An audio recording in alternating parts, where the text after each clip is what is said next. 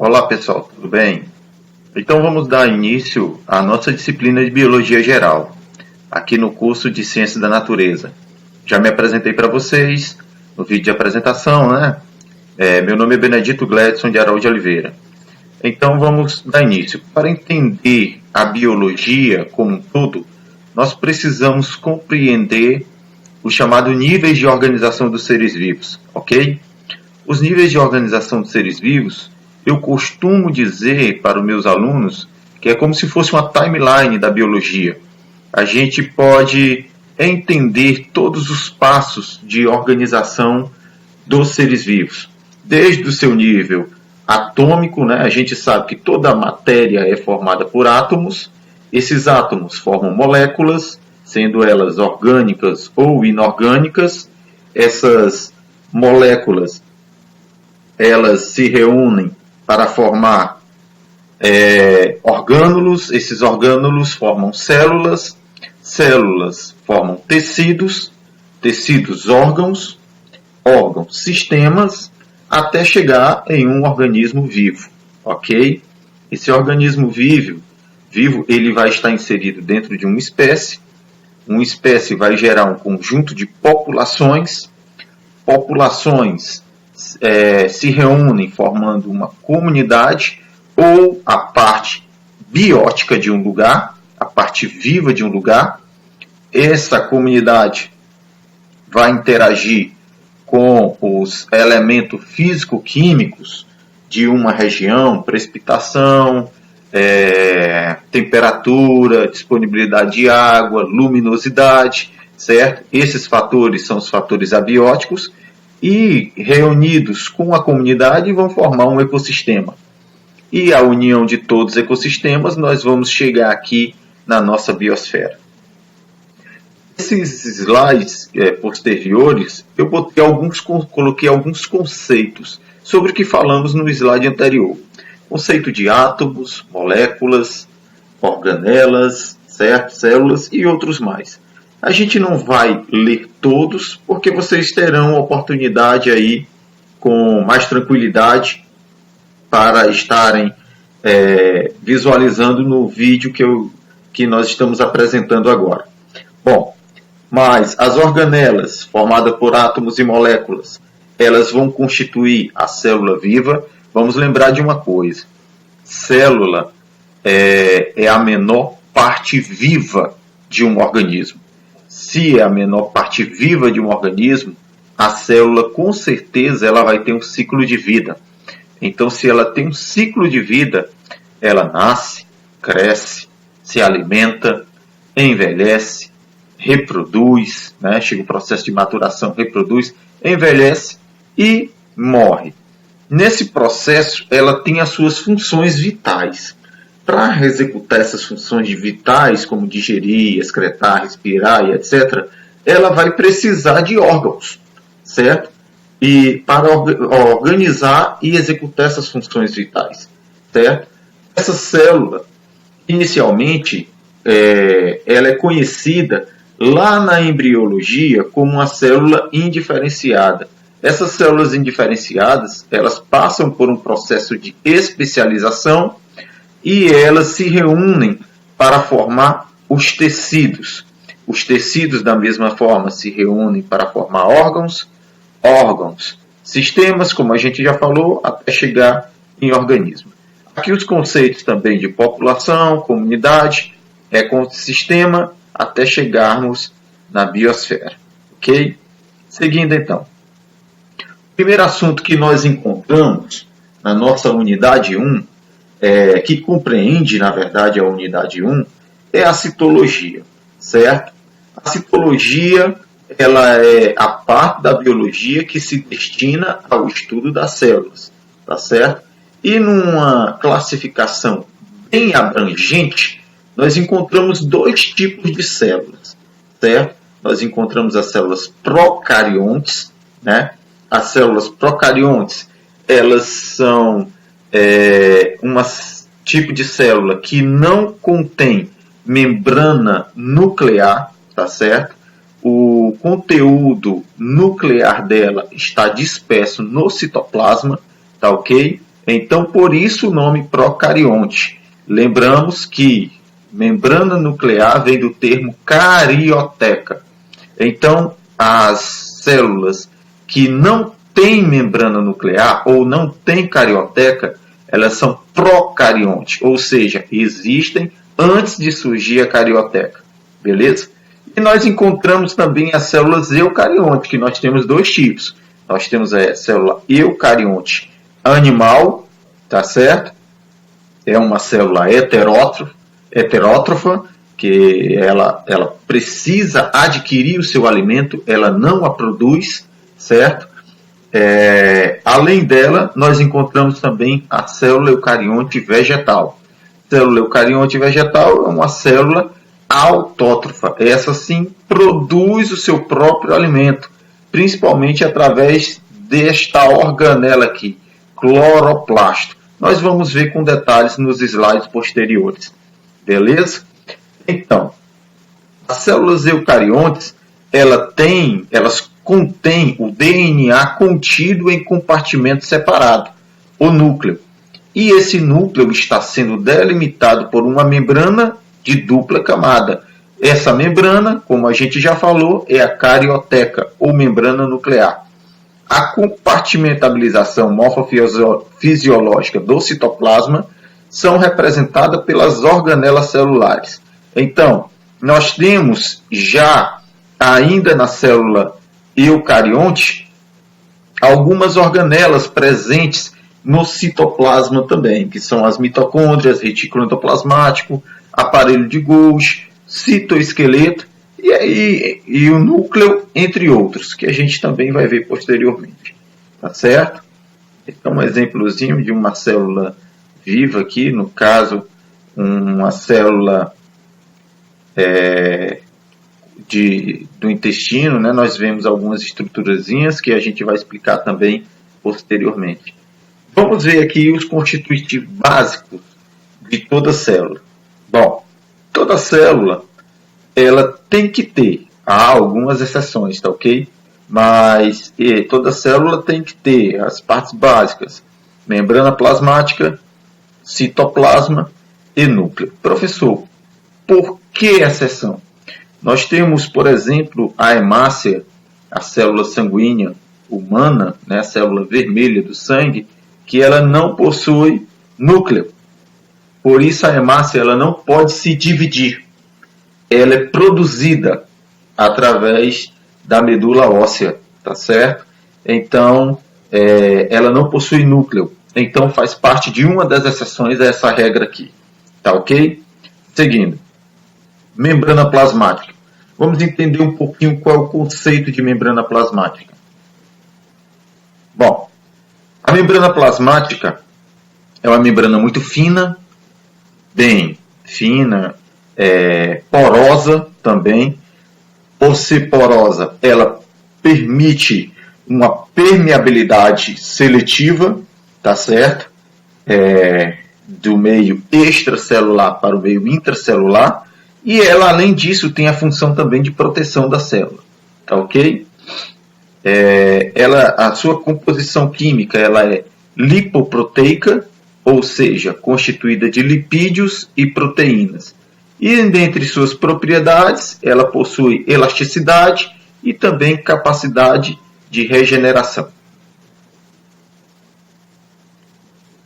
Aqui nós temos um desenho de como se constitui a membrana plasmática, tá certo? Esse modelo é o modelo que nós chamamos de modelo mosaico fluido. Ele foi descoberto ou elaborado por Singer e Nicholson, tá certo? Dois pesquisadores aí dentro da biologia que realmente esclareceram muitas evidências a respeito da membrana plasmática. Bom, o modelo da membrana plasmática é denominado mosaico fluido porque as moléculas de proteínas não estão fixas e sim mergulhadas entre as moléculas de fosfolipídios. Esse modelo, como a gente já falou, foi proposto por Singer e Nicholson. A membrana possui uma porção hidrofílica que corresponde às camadas externas de lipídios, e uma porção hidrofóbica, correspondente à camada interna da membrana. Então, nós temos aqui uma parte hidrofílica que tem assimilação à água, ela permite a água, tá certo? E nós temos aqui entre a dupla camada lipídica uma porção hidrofóbica que tem aversão à água. Isso vai ser importantíssimo, porque os componentes que aqui se encontram no meio extracelular, eles ficam diluídos em água e eles são atraídos pela porção hidrofílica, mas são repelidos pela porção hidrofóbica. E eles só conseguem adentrar a célula quando eles encontram uma proteínazinha como essa daqui, ó. No caso, essa proteína grande que vai de uma camada à outra da célula é uma proteína que nós denominamos de proteína integral da membrana plasmática. Ela permite a seletividade celular, aquilo que entra e aquilo que sai da célula. Tá ok? Então vamos seguindo. Função, permeabilidade seletiva, ou seja, é a membrana plasmática que controla a entrada e a saída de substâncias do meio intra e extracelular. Nós temos aqui a bicamada fosfolipídica, aquilo que nós já falamos, é composto aqui de uma cabeça hidrofílica que atrai água, contém fósforo ou um fosfato, e uma cauda hidrofóbica que repele a água, né? Essas células, elas possuem a membrana plasmática, ela possui proteínas encaixadas entre fosfolipídios com diversas funções. Nós vamos mostrar no quadro posterior. Elas também contêm moléculas de colesterol, que são relacionadas à maior ou menor fluidez da membrana, além de glicoproteínas, carboidratos mais proteínas, e glicolipídios, carboidratos mais lipídios, que formam o chamado glicocálix. Esse glicocálix, vamos prestar um pouquinho atenção aqui, mais do que vocês já estão observando nessa aula de hoje. O glicocálix tem a função de proteção da membrana plasmática, bem como reconhecimento celular de um mesmo tecido, tá certo? É uma função importantíssima para a célula, tanto na função de reconhecer cada tipo de célula que vai se agregar para formar tecidos. Aqui nós temos as proteínas que existem na membrana plasmática. Proteínas transportadoras, que são relacionadas a transporte de substâncias, purinas, proteínas que formam poros, permitindo passagem de soluto ou dissolvente. Nós temos também enzimas, proteínas que catalisam reações celulares da parte interna da membrana.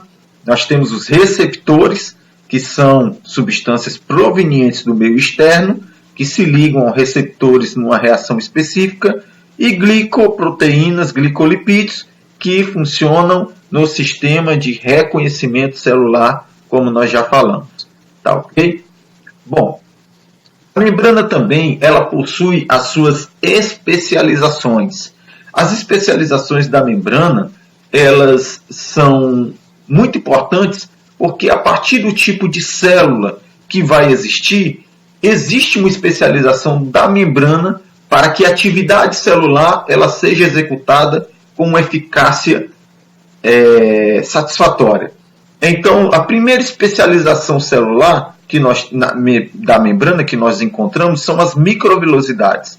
As microvilosidades, sua função é aumento da superfície celular e aumento de absorção.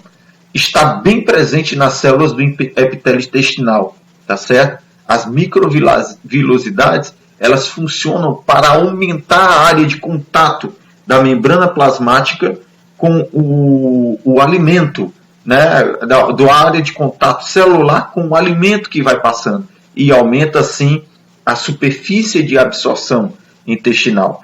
Nós temos também os desmossomos, com função de fibras proteicas que garantem aderências às células, né? Bem presente em células de epitélios dos órgãos, e as interdigitações, que atuam na união entre as células do tecido de revestimento. Células epiteliais também têm muitas interdigitações.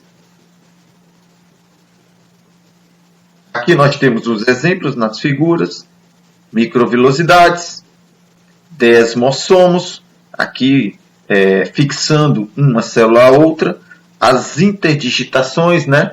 Uma célula invaginando na outra, tá certo? E aqui a basezinha da membrana. Bom, vamos entender agora um pouquinho sobre os transportes presentes na célula.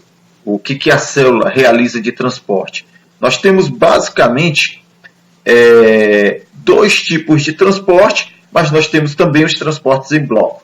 Então vamos conhecer primeiro os dois primeiros, que são os transportes passivos, né, e transporte ativo.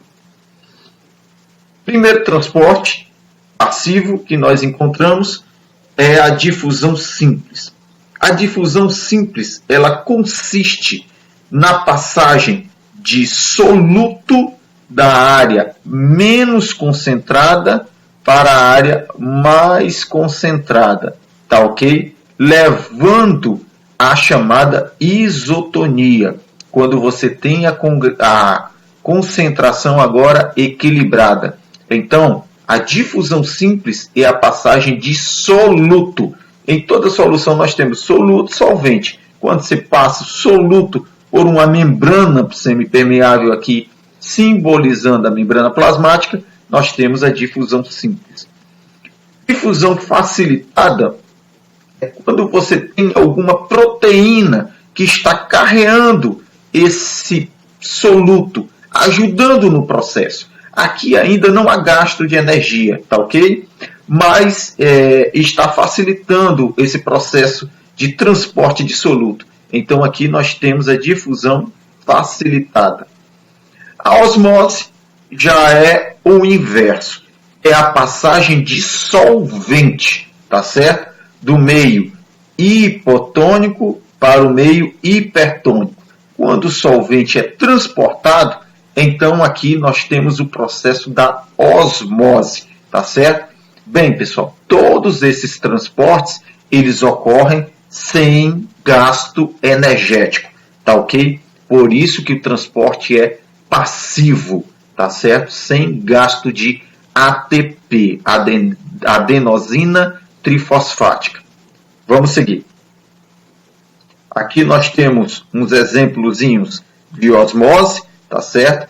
Vem aqui a nossa hemácia, tá certo? Aqui a figurinha da hemácia, como eu falei, ela não tem núcleo, certo? Ela pode ficar túrgida, né? Quando ela está numa solução hipotônica, e ela fica crenada, né? Murchinha, quando ela está numa solução hipertônica.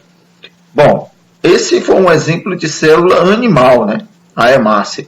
Na célula vegetal, nós não temos muita percepção no meio externo da célula. Por quê? Porque a célula vegetal ela tem um revestimento de parede celulósica, tá certo? Essa parede celular ou parede celulósica, ela impede a deformação da célula. No entanto, internamente aqui a membrana é afetada sim, quando pelo mesmo processo como ocorre na célula animal. No entanto, externamente, a gente morfologicamente não observa essa alteração. Bom, e a bomba de sódio e potássio? Bomba de sódio e potássio já é o que nós chamamos de transporte ativo, com gasto energético. Quando é que ocorre um transporte ativo, Benedito? Quando você está fazendo um esforço para transportar solutos, tá certo? A bomba de sódio e potássio, ela funciona nesse esquema, tá certo? Nós temos o transporte com gasto de energia. A energia está sendo gasta para transportar ou potássio ou sódio. Beleza, pessoal? Então nós chegamos ao fim da nossa primeira aula. Vamos dar continuidade na segunda aula e a gente se vê lá. Grande abraço, Deus abençoe.